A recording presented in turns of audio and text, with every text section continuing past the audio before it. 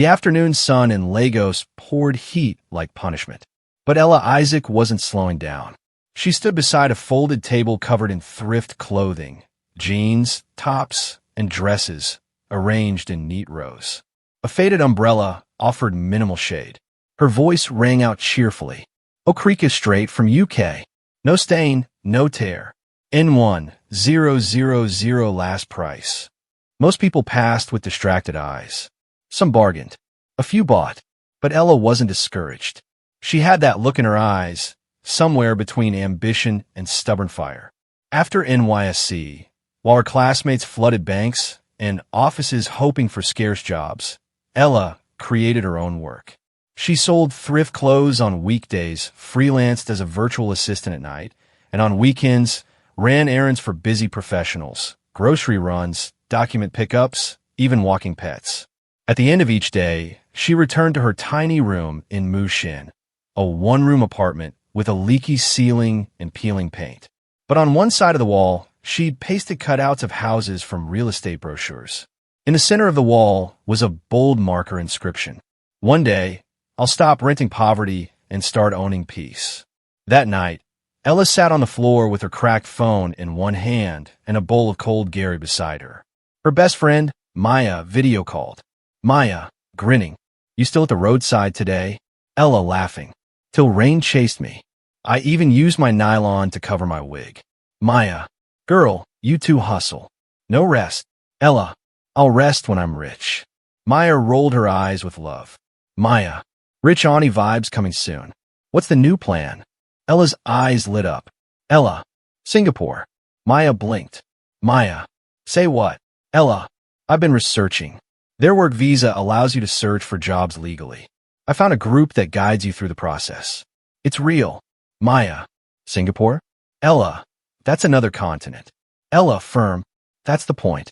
Ella looked at her wall of dreams and whispered, I love this country, Maya, but this country doesn't love me back. I need a fighting chance. The big move. 6 months later, after selling off her inventory, borrowing from her savings club, and taking a low-interest loan from her former NYSC boss, Ella stood at Murtala Muhammad International Airport with one small suitcase and a one-way ticket to Singapore. Her mother called as she waited in the boarding lounge. MRS. Isaac on phone. Don't go and join bad gang. Oh, Singapore is not Oshidi. Ella. Mummy, I've done my homework. I'm going to work, not play. MR. Isaac in the background. Send money when you settle. Your brother wants to do driving school. Ella sighed. Yes, sir. Singapore welcomed her with a sharp contrast. Clean streets, robotic efficiency, but also cold loneliness. For the first 2 weeks, Ella couldn't find work. She slept in a crowded hostel, her suitcase doubling as a pillow. But she kept moving. Eventually, she got a cleaning job at a 5-star hotel, a cashier job at a food court, and babysitting work for an expat couple with night shifts. She worked almost every waking hour. Her daily routine became brutal. 5 a.m., clean hotel bathrooms and hallways. 12 p.m. to 8 p.m., stand behind a food counter taking orders and cleaning trays. 9 p.m. to 2 a.m., babysit an energetic toddler while the parents partied or worked. She shared a tiny flat with 4 other immigrants, 2 Filipinos, 1 Bangladeshi man, and a Kenyan woman named Joy. Their flat was noisy, stuffy, and always smelled of garlic or fried onions. Still, Ella felt proud. She was working. She was earning. She was surviving. One evening, Joy found her in the shared kitchen counting cash. Joy, girl, you look like someone planning a heist. Ella, smiling. Something like that. I'm sending money home. Want to start a house project. Joy raised an eyebrow. Joy, already. Ella, yeah, I've been saving since NYSC. My family's waiting to buy land. I want them to start before I get too old. Joy, that's smart. But be careful. Not everyone back home is honest. Ella chuckled. My family won't do me dirty. They're all I have. 2 months later, she sent her first transfer, N250000. She texted her brother Robert. Use this to scout land, preferably in an estate. I want solid foundation, not swamp. Robert replied 2 hours later. Robert, text. Scene. We'll update you this weekend. Later that night, a message came from her mom. MRS. Isaac voice note. My daughter, I knelt down and prayed for you today. God will elevate you. You'll never lack. This house will be your crown. You're making us proud. Ella smiled at her cracked screen. She didn't mind the body aches or the nights without sleep. Each time she wired money home, she felt like she was building her future brick by brick, even if she couldn't see the structure yet. Soon, her updates to Maya were filled with excitement. Ella, voice note. We found land in Ogun State. The one they show me has a gate and title. I'll send you the video. Maya, you're really doing it. Ella, every drop of sweat is for that home. I'll call it Isaac Haven. It'll be for my kids one day. A place I built from nothing. She paused. This city breaks you, Maya, but I refuse to be broken for nothing. As months rolled into a year, Ella became known at the remittance counter at Lucky Remit. The workers there would joke. Tell her, smiling. Madam Nigeria, come collect receipt-o. Who you day build empire for again. Ella, for the Isaacs, and for myself. She left each time feeling fulfilled. She didn't know. On the other end, her family was dancing through boutiques, buying phones, clothes, gadgets, and telling lies. But Ella didn't suspect a thing. After all, they always sent photo updates, voice notes, videos of a mansion growing steadily under the sun. Her brother's voice was confident. Robert, voice note. Roofing starts next month. I swear you go faint when you see this house. Her mother would echo. Mrs. Isaac, you're building palace, not house. Thank you, my golden child. Ella would press her phone to her heart, close her eyes, and smile. Almost home, she whispered to herself. The house that never was. 2 years in Singapore. Ella's skin had darkened under industrial lights. Her fingers bore scars from cleaning chemicals, and her sleep had become shallow from juggling jobs. But her spirit? Still burning. By now, she had moved from scrubbing floors to managing the late shift at the food court. The pay was better. She had opened a second savings account just for the building project. One rainy evening, while wiping tables at closing time, she called her family over WhatsApp. Ella, Robert, I'm ready now. I've saved enough. I want a proper house, not a patchwork structure. A solid foundation. For bedrooms, a small garden, security gate. Preferably in a gated estate. Tell me how much more I need. Her brother Robert chuckled from his end. Robert, big girl things. You want Banana Island lifestyle? ABI. Ella, smiling. No jokes, Rob. I'm serious. I'm not just building a house. I'm building a legacy. Something we can be proud of. A week later, Robert sent a video. The house was huge. Cream paint, black roofing, flower pots lined the walkway. He walked around with a voiceover. This is the back of the house. See the generator room, kitchen window. That's the balcony up there. See as your money days show. Ella's eyes watered. She paused the video and stared at the screen for minutes. Then came her mother's voice note. MRS. Isaac joyful. My daughter, your father and I are so proud. You're building a mansion now. The pastor came to pray over the foundation last week. We danced and thank God. We even plan to hang your picture inside the living room. My golden child. Ella played that message 3 times. She smiled, proud, heart full. She didn't know her entire family was lying through their teeth. The house in the video? Not hers. Not even close. It belonged to a total stranger. A shock from a friend. It was a quiet Wednesday evening in Singapore. Ella had just returned from a 14-hour shift. She sat on her tiny bed, feet sore, face oily, but happy. Her account had just been credited with her monthly salary. Maya messaged her, You know day rest? You go disappear inside Singapore one day. Ella, voice note, laughing. My hustle, no day go on break. I just sent money home again. Roofing and interior finishing next. Omo, this house day makes sense. Maya, serious? Send me a picture, Jor. Ella scrolled through her gallery and selected the video her brother sent the previous week. She sent it with a smiley emoji. Then silence. Then, Maya, voice note stunned. Wait. Ella, are you joking? Ella, confused. What happened? Maya, that house in the video, that's my boss's house. Wilson Grant. The one I work for. Ella laughs. A beg stop playing. Maya. I'm not joking. I passed there this morning. That white fence? That's Lecky Phase 2. How would Robert be recording this and calling at your house? Ella, cold. Wait, you're sure? Maya. I'll prove it. Moments later, Maya went outside her office building. She switched her camera to selfie mode, turned to show the exact same building. Maya, on video. Look well. Same flower pots. Same black roofing. Even the dog barks the same way. This is not your house, Ella. Ella's world tilted. She blinked, her lips trembling. Her heart pounded like a talking drum. Ella, voice barely audible. So what have they been doing with my money? Maya, gently. That's what you need to find out. Ella felt like someone had stolen not just her savings, but her soul. Every sleepless night, every blister, every ache, every kobo she sent. Gone. She didn't cry. She didn't scream. She just sat there, staring into nothing. After some minutes, she whispered, mostly to herself. My own blood. The master plan begins. Ella didn't rush. She didn't confront anyone. She turned her pain into strategy. Over the next few days, she composed herself. She logged off social media. She stopped responding to family group chats. She sent one short message to the family WhatsApp group. Ella, message. Things are hard here. I lost my job. They've given me a deportation notice.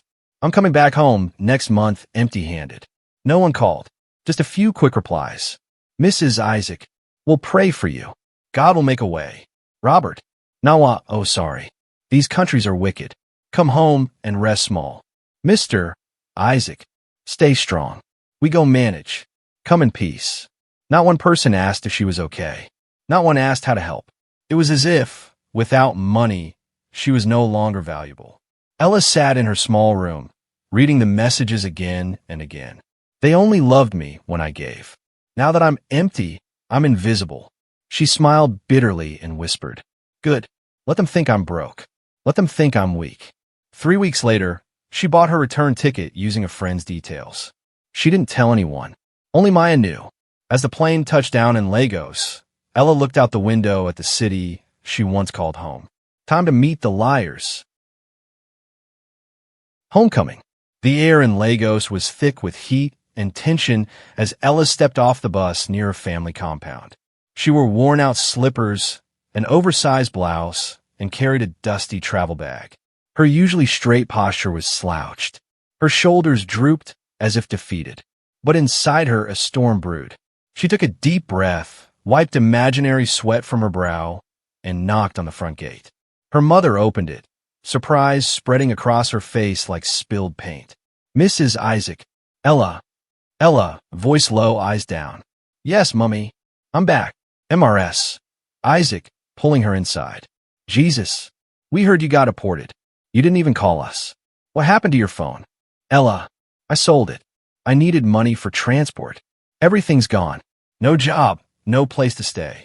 Her father stepped out from the back, wearing his usual wrapper and singlet. Mr. Isaac. So, you've truly returned empty-handed? Robert, sitting in the living room, feet on the center table, laughed. Robert, you could just stay there and start street begging. At least you go get sympathy. Ella dropped her bag and sank into a plastic chair. Ella, quietly. I just want to see the house. I need to feel like I didn't suffer for nothing. There was a long silence. MRS. Isaac, carefully. What house? Ella looked up slowly, studying their faces. Ella, the house you all were building with the money I sent. In the estate. For bedrooms, a garden, black roof. Robert cut in, a smirk on his lips. Robert. Ella, you've been acting strange since you came back. We all said it. It's like you're forgetting things. Ella. What things? Robert. You only sent money for land. The building plans were in your head. Maybe that Singapore heat touched your brain. Her mother placed a gentle hand on Ella's shoulder. MRS. Isaac, soft, almost kind. You've been through a lot, my child. You're not well. Rest. Then we'll talk. Ella stood, tears burning behind her eyes, but she didn't let them fall. Ella, you think I'm crazy? Robert, we think you're not yourself. Mom said maybe it's early Alzheimer's. You talk too much nonsense. Ella, you people are wicked. Her father hissed and walked out. Her mother turned her back. Robert leaned in. Robert, whispering, "You think you're smart? Welcome home, builder." That night, Ella ate only half her meal. Something tasted off. Before she could even reach her mattress, her limbs grew heavy. Her eyelids fought to stay open. Everything turned blurry. The room spun. She collapsed. The next morning, she woke up, not in her family home, but inside a strange white room. A metal bed, a white sheet, bars on the small window, a strong smell of disinfectant. She tried to sit up. Her arms were weak. A door clicked open. A woman in a white uniform stepped in. "Nurse Patricia." "Good morning, Miss Ella." Ella stared at her. "Ella, where am I?" "Nurse Patricia. Rest Haven Wellness Center. Your family checked you in last night. They said you're suffering from mental breakdown and possible memory loss." Ella's heart thundered in her chest. "Ella," desperately, "I'm not mad. I was drugged. My family, they stole from me. Please, I'm not crazy." Patricia paused, blinking. She had seen erratic patients, delusional ones. But this woman? Her eyes were clear. Her words made too much sense. Locked in, but not alone. Over the next few days, Ella was monitored. She was allowed short walks in the courtyard, medicated with mild sedatives, and supervised during meals. But Nurse Patricia kept a close eye. Something didn't sit right. During routine checks, Patricia would ask casual questions. "Nurse Patricia, so, what's your favorite memory from Singapore?" Ella calm. "Washing dishes at 1 a.m. in a food court and listening to my favorite podcast. It made me forget I was tired." "Nurse Patricia, do you know today's date?" Ella, "March 17th. You're wearing the same earrings from yesterday. And this facility has 9 patients and 4 nurses. Your night shift ends at 8 a.m. Patricia smiled softly. This was no madwoman. Meanwhile, outside the white walls of Rest Haven, Maya grew worried. Ella had gone silent. No messages. No updates. She called Ella's old Singapore number. It was switched off. She sent messages. No replies. Maya, to herself. No, something's wrong. She took a bike to the Isaac compound. Ella's mother opened the gate, arms crossed. "Mrs. Isaac. She's not around." "Maya. Where is she?" "Mrs. Isaac. She traveled. For healing." "Maya. Healing." Robert, appearing behind. "Why you day find her?" "She's resting. Not everyone can handle deportation." Maya's heart sank, but she didn't argue. She nodded, smiled weakly, and walked away. As soon as she turned the corner, she pulled out her phone. "I don't trust them." She said she was broke. They'll discard her now that she's useless. But where is she? Back at the facility, Nurse Patricia entered Ella's room during night rounds. She sat beside her, glancing at the CCTV blind spot near the closet. "Nurse Patricia," softly, "I believe you." Ella's eyes widened. "Nurse Patricia, I don't know your full story yet, but you're not crazy. You're calm, logical. You remember too much." Ella, whispering, "I need help. Just give me a phone. I can prove everything." Patricia hesitated. "Ella, please. My friend Maya. She'll know what to do. They want to bury me in silence. But I won't let them win." That night, Patricia slipped her a small burner phone during cleaning rounds.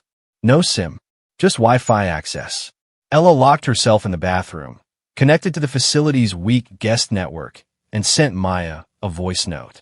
Ella, whispering, "Maya, it's me. They drug me. I'm in a private mental facility, Rest Haven. Block 42, Alagamaji Road. Please, get help."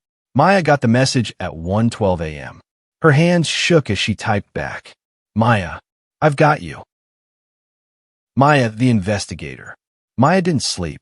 She stayed up with a scarf on her head, hunched over her laptop, eyes wide and jaw clenched. The voice note from Ella played in her ears on loop. "They drugged me. I'm in a private mental facility, Rest Haven. Please, get help." The anger burning in her chest was hot, bitter, and steady. She knew the Isaac family had always been controlling, but this was evil. She opened a fresh Google Doc and began to collect everything she had. Evidence files, bank transfers, screenshots of the funds Ella had sent monthly, labeled, dated, some up to 1 million Nigerian nairas at a time.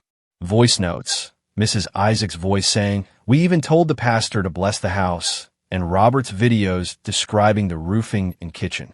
Photos. Maya had taken real-time photos of the actual house Robert claimed was Ella's. The same white paint, flower pots, and roofing, but the nameplate on the gate read W. Grant Villa. Chat messages. Friendly conversations turned proof. Ella detailing her vision, trusting her family. Surveillance footage. This was the golden piece. A security guard Maya knew from Mr. Grant's estate shared CCTV clips. One showed Robert and his friends standing in front of the house, laughing, recording it like tourists. Another? The Isaac parents shopping for designer clothes at a luxury boutique. Maya zoomed in on the branded bags. Then, she drafted the thread. Her fingers trembled slightly as she began. At Maya Speaks Truth. Thread. Meet Ella Isaac, a Nigerian woman who moved to Singapore, worked 3 jobs, sent money home every month for 2 years to build her dream house. Instead, her family stole everything. They sent fake videos, lied. Then, when she started asking questions, they drugged her and locked her in a mental institution. She attached screenshots and clips to every post.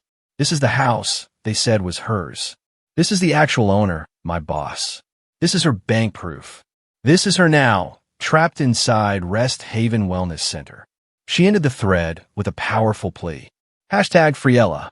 Hashtag Family from Hell. Hashtag The House That Never Was. She hit post, and the internet did the rest. Within 30 minutes, it had 500 retweets.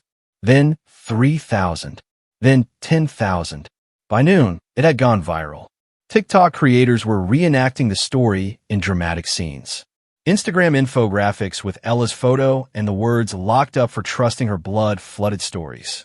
Influencers jumped in. Imagine sending your entire youth to build a future, and your own family turns it into ashes. This is why people abroad stop sending money home. The worst betrayal is the one that smiles and says, "We love you." A lawyer reached out. An NGO posted a call to action. Radio stations began covering the thread. Even blogs like Linda Akeji and Pulse NG had the headline by evening. Shocking. Nigerian lady imprisoned by her own family after sending millions home. Back at Rest Haven, Ella sat quietly in her room. Nurse Patricia walked in, holding the small burner phone. She had seen the Twitter chaos too. Nurse Patricia, softly. You shook the internet. Ella, confused. What? Patricia showed her the screen. Ella gasped. Post after post. Her face. Her voice note. Her story. Ella, tears rising. They believed me? Patricia. They did more than believe. They're coming. Detective Grace steps in. Detective Grace Nolan wasn't someone you lied to twice. The moment the viral thread reached her desk, she called her assistant. Detective Grace. Give me everything on the Isaac family. Cross-check every bank trail. Track the brother's passport. And someone find Rest Haven's management. I want that girl out today. Her team moved fast. Within hours, she, 2 officers, and Maya arrived at the Isaac residence. Isaac family compound, 11:30 a.m. The compound was quieter than usual. Maya stood beside Detective Grace, fists clenched. Police uniforms flashed in the sun. They knocked. Robert opened the gate, shirtless and sipping a cold malt drink. The moment he saw the uniform, his face froze. Robert. Yes. Can I help you? Detective Grace, cold. You're Robert Isaac? Robert. No. My name is Cunnell. Officer. Sir, don't waste our time. Grace stepped forward. Grace. Where is Ella Isaac? Robert, nervous. She's not here. She went to, Grace. Save your lies. We have evidence, witnesses, and court orders. If you don't open this gate, we'll bring it down. Suddenly, Mrs. Isaac appeared behind him. Mrs. Isaac. Please, officers. It's not what it looks like. Maya, snapping. You drugged your own daughter and locked her away. For money. Grace, to her team. Search this property. Get statements. And someone call immigration. Track Robert. He may try to run. Meanwhile, Ella stood by the window in her room when a commotion echoed through the facility. Voices. Footsteps. A familiar voice yelling. Maya shouting. Ella. Ella. I'm here. Ella dropped her cup. Her heart raced. The door burst open. Detective Grace entered with Nurse Patricia and Maya close behind. Grace. Ella Isaac. Ella nodded slowly, almost in disbelief. Grace, firm. You're free now. Ella's knees buckled. Maya rushed forward and caught her. Maya, crying. They'll never touch you again. I promise. As they stepped outside, Ella's feet touched the warm ground. She wore no shoes, just a hospital gown and trembling limbs. But the air felt different. People waited outside the gate. Cameras, phones, microphones, supporters holding signs. Hashtag Justice for Ella. Hashtag Survivor Not Victim. Hashtag The House That Never Was. Some clapped. Some cried. One woman shouted, "We love you, Ella. You're stronger than them." She was overwhelmed, but she smiled. Later that night, news clip. A reporter on national TV. In a story that has shaken the country, Ella Isaac, a hardworking Nigerian who relocated to Singapore, was found locked in a mental facility after discovering her family had embezzled her life savings. The perpetrators, including her brother and parents, are now in custody.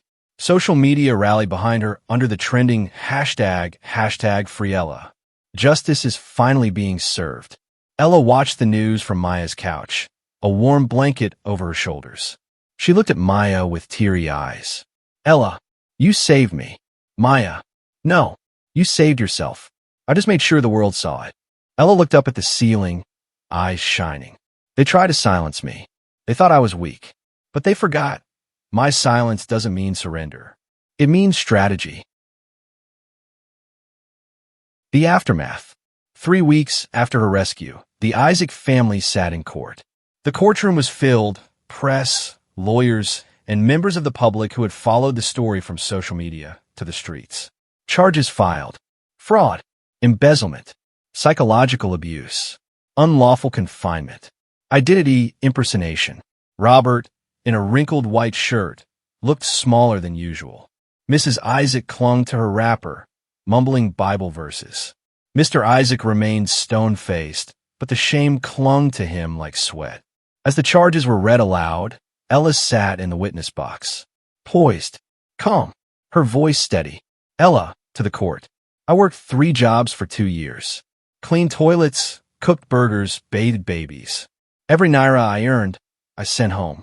I thought I was building a future. I didn't know I was building their fantasy. The courtroom was silent. Ella, my brother didn't just steal from me. He stole my trust. My parents didn't just betray me. They buried me alive. But I survived. Her lawyer sat back, quietly smiling. When the judge slammed the gavel and declared them all guilty, the gallery erupted in applause. In the days that followed, Ella's name trended again. But this time, not for scandal, for strength. Talk shows lined up to hear her story. Moments with M.O. Interview. M.O. Gentle voice. Ella, what gave you the strength to keep going? Ella, smiling faintly. I remembered who I was before the betrayal. I was a dreamer, a fighter. I didn't let poverty break me. So why should I let lies finish me? M.O. reached out, held her hand. M.O., you didn't just survive. You inspired a continent. BBC Africa documentary feature. Clips showed Ella in Singapore, footage of her sweeping fast food floors, a side-by-side shot of the house they falsely claimed was hers, and now, the court victory. Narrator. In a time when many abroad suffer in silence, one woman fought back, not just with evidence, but with faith. Ella Isaac became a voice for the voiceless. Maya also got her spotlight. She appeared on a youth-focused talk show, sipping water in oversized sunglasses. Host. Maya. What made you post that Twitter thread? Maya. Simple. I couldn't watch silence when. If you have a friend in the fire, don't fan the flames, bring water. People flooded Ella's DMs. Strangers offered to help. One message read, your story gave me courage to report my uncle who's been stealing my salary. You made me believe I deserve more. Another, you're not just a survivor. You're a movement. Full circle. A week after the trial, Maya walked into Ella's temporary apartment with excitement bursting in her voice. Maya, girl, you won't believe this. Your GoFundMe just crossed $100,000. Ella choked on her tea. Ella, wait, what? Maya, laughing. Yes, Nigerians abroad, activists, women's groups, even a pastor in Canada donated. One guy said your courage reminded him of his mother. Ella stared at the screen. Donations poured in like river water during rainy season. Her hands trembled. Ella, teary. People actually care. Maya, of course they do. You walked through hell and came out with receipts. With the funds secured, Ella partnered with Amani Homes, a real estate company known for transparent housing for young professionals. The CEO, a woman named Chidinma Okeke, personally reached out. Chidinma, on Zoom. I followed your story. We'd be honored to help you build your dream the right way. Ella, I want it simple, functional, and 100% mine. Chidinma, we'll deliver. No lies this time. Construction began swiftly. Ella visited the site often, this time with hard hats, architectural drawings, and real receipts. Every day, she watched her future rise from real cement and not fake promises. And when the final coat of paint dried, Ella stood before her gate, trembling again, but this time with joy. The building was modest. For bedrooms, a front porch, garden space with flowers, she picked herself. A black gate that whispered security, and a brass nameplate above the entrance. The Isaac Haven, reclaimed and reborn. Moving day. Family and supporters gathered. The air buzzed with celebration. Maya carried a small carton labeled Ella's Journals. She shook her head, laughing. Maya, I can't believe we're here. Ella, we made it. From voice notes to victory. As she stood by the gate, someone from the press stepped forward. Reporter, Ella, what would you like to say now that you've truly come full circle? Ella adjusted the microphone, took a breath, and said, They tried to trap me in madness. But I broke out and built more than a house. I built myself. Cameras flashed. The crowd clapped. She turned, unlocked the gate with her key, and pushed it open slowly. Inside, everything glowed in soft, peaceful colors, cream walls, natural light, and quiet strength. Maya stood beside her, holding the keys like a crown. Maya, you didn't just build a house. You built history. Ella smiled. Ella, and this time, nobody's stealing it. 1 month later, Ella sat in a small home office, typing the final chapter of her memoir. The House That Never Was, a story of faith, fraud, and finding myself. Outside, birds chirped, flowers bloomed, children in the neighborhood played. A young girl passed her gate, paused, and called out, Girl, Auntie Ella, I want to be like you. Ella leaned over the balcony. Ella, then be brave, be kind, and never let anyone build your dream without you holding the blueprint. The girl giggled and ran off. Ella looked up at the sky. No chains, no lies, just light. The end.